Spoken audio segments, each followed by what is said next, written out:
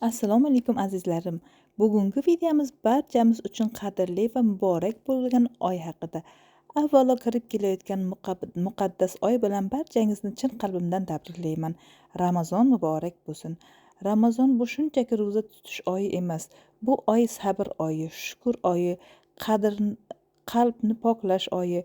Bu oyda biz nafaqat ochlik va chanqoqlikka sabr qilamiz, balki tilimizni yomon so'zlardan, qalbimizni yomon o'ylardan, amallarimizni noto'g'ri ishlardan tiyishga harakat qilamiz. Ramazon oyi mehr-saxovat oyidir.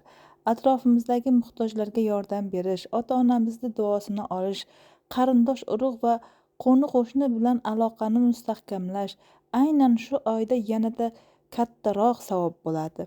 Bir og'iz yaxshi so'z, bir kichik yordam, bir samimiy tabassum, bularning barchasi sadaqa hisoblanadi.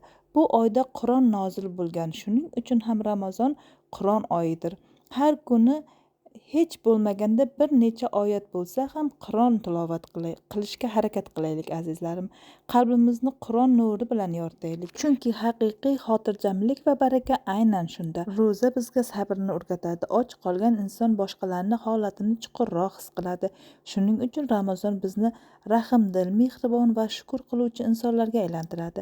Aziz do'stlarim, bu muborak oyda niyatlarimizni to'g'ri qilaylik. Har bir amalimizni ixlos bilan bajaraylik.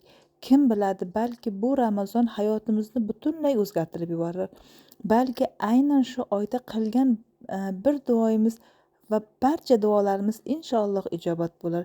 Keling, bu Ramazon oyida ko'proq Qur'on o'qiylik, ko'proq sadaqa qilaylik, ko'proq ota-onamizni rozi qilaylik, ko'proq kechirimli bo'laylik.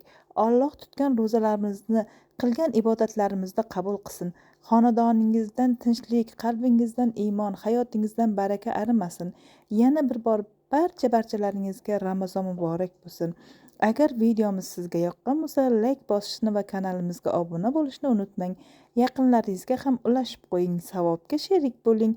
Assalomu alaykum va rahmatullohi va barakatuh.